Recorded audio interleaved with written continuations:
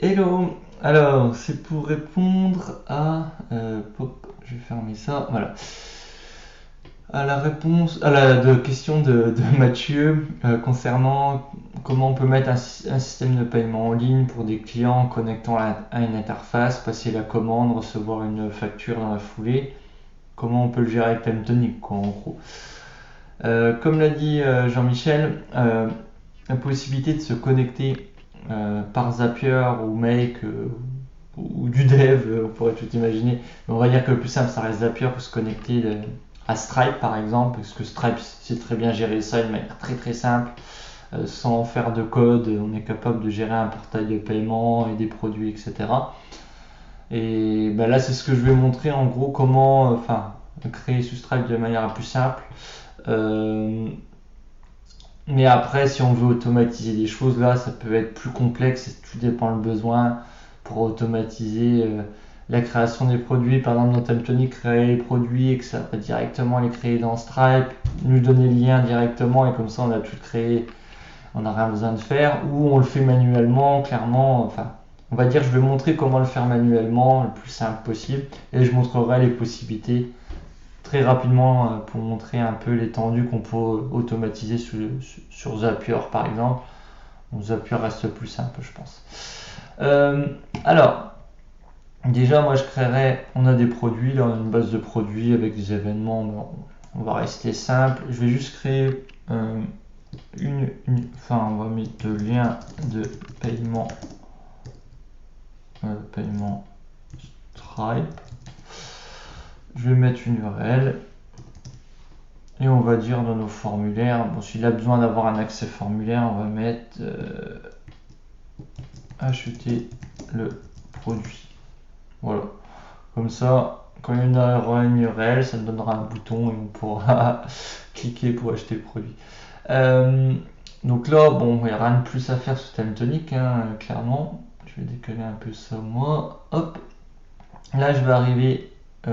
Toc, ça c'est ce que j'ai fait avant. Donc là, je vais arriver sur mon portail, donc Lomea Stripe, que j'ai créé, j'ai dû créer compte, etc.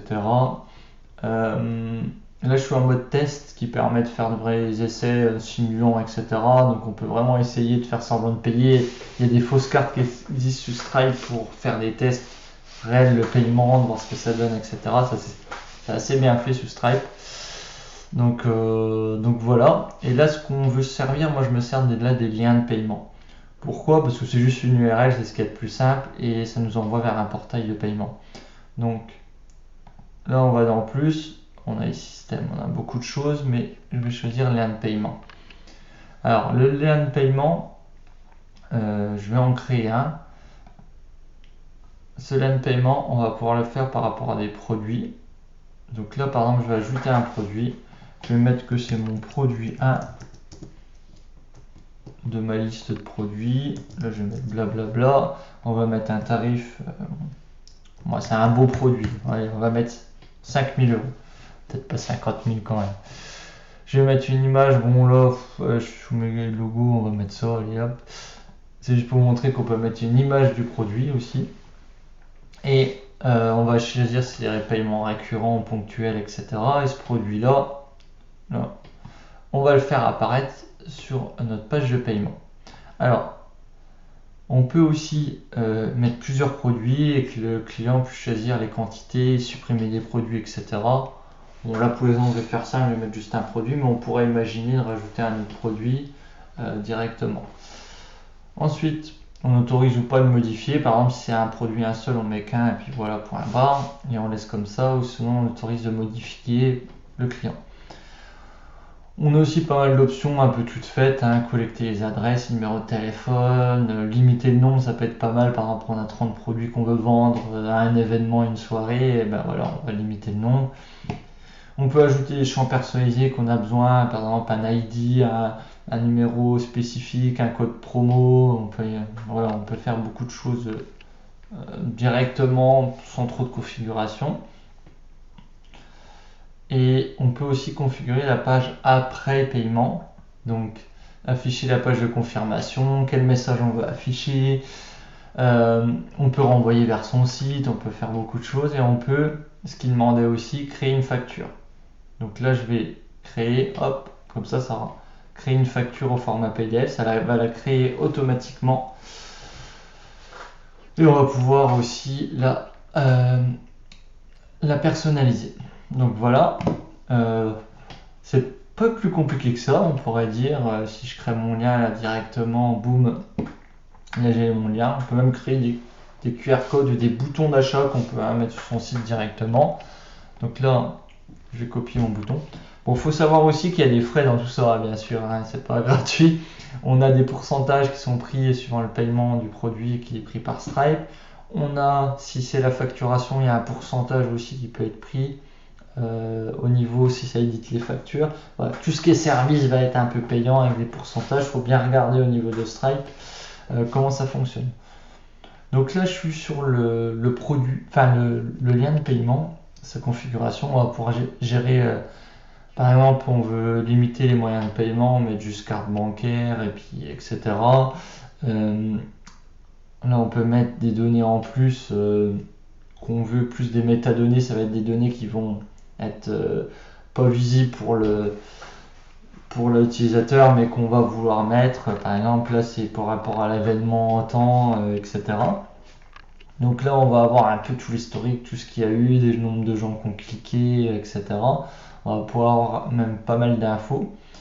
Bon, ce lien-là, par exemple, je pourrais imaginer, hop, je le copie directement là. Et là, j'ai fait un copier-coller du lien, il me l'a directement pris. Et que maintenant, dans le formulaire, il y aurait le bouton et ça ouvrirait directement le portail de paiement du produit. Vous voyez, c'est super simple à créer. La personne rentre son email, son nom, son numéro de carte ou pas, enfin suivant les types de paiement qu'on a mis en place et voilà. Donc là on a configuré un lien de paiement assez simple et qui peut être mis dans un formulaire directement, etc. Donc là j'ai montré comment les créer manuellement. Faut savoir que dans Stripe après on va pouvoir gérer beaucoup de choses. Même la facture, on peut gérer un peu personnaliser sa facture avec son logo, etc. Pareil là, je crois qu'ils mettent à un moment, si je reviens dans le menu des liens de paiement, voilà, afficher les paramètres de la marque. Et là, pareil, sur ces portails, on va pouvoir rajouter des choses personnalisées où on va mettre son logo. Je crois qu'on peut changer les couleurs d'arrière-plan. On va pouvoir aller un peu plus loin dans la personnalisation. Donc là, j'ai créé mon lien de paiement. Alors là, c'est purement manuel. Mais on pourrait imaginer que Zapier, je me suis ouvert un petit Zapier, mais j'ai même pas regardé dans ce rep, on va le voir en live. Les liens qu'il y avait. Donc là, je suis sur un trigger. Donc c'est ce qui arrive en info. Donc là, les events, on pourrait mettre new paiement. Par exemple, pour recevoir à chaque fois qu'il y a un nouveau paiement, on pourrait avoir l'information et le mettre dans TimeTonic. New payment link, voilà, c'est ça. Ça pourrait être là aussi un nouveau paiement link qui a été créé qu'on veut mettre. New subscription, bon, ça c'est pour les abonnements. Enfin voilà, après ça c'est tous les triggers, mais on pourrait imaginer dans l'autre sens, pour expliquer un peu comment on pourrait imaginer, c'est que sous TimeTonic, dès qu'on crée un produit qu'on a fini, on pourrait mettre un bouton où dit que le produit est renseigné complètement. On va créer un paiement link. Donc doc. Ouais, il faudrait que je connecte mon compte, je l'ai pas fait, mais en gros, on pourrait renseigner pour créer le paiement link par automatisation. Donc les informations qu'on a dans TimeTonic, le nom du produit, le prix, etc. On pourrait le gérer dans TimeTonic et que ça va le créer directement avec Zapier, ça va le créer directement dans Stripe et on va récupérer le lien de paiement et directement avec Zapier on vient ajouter le lien. Comme ça on ferait une création automatique de liens de paiement et de formulaires pour les formulaires, etc. Après, pareil, au niveau des achats, on pourra imaginer qu'il y a un traitement dans Zapier. À chaque nouveau paiement, on va vérifier si le client y est. avec son adresse mail ou un numéro qu'on a mis dans les liens, etc., dans les champs personnalisés. Et ben, par exemple, on pourrait vérifier est-ce que ce client-là existe, est-ce qu'il est dans notre base. S'il est dans notre base, on le relie au client, on dit qu'il y a un nouveau paiement de ce client-là. Enfin, on pourrait imaginer tout un process après de suivi de paiement, etc. Mais voilà, après tout dépend jusqu'où vous voulez aller, parce que Stripe offre aussi une interface pour le suivi des paiements et tout ça, donc tout dépend un peu ce que vous voulez, jusqu'à où vous voulez personnaliser dans votre TimeTonic. Ben voilà un peu pour une petite idée. S'il y a des questions, quoi que ce soit, n'hésitez pas. Et voilà une solution, on va dire un peu manuelle, mais assez simple à mettre en place pour faire un petit portail de paiement avec TimeTonic et Stripe. Voilà, allez, à plus.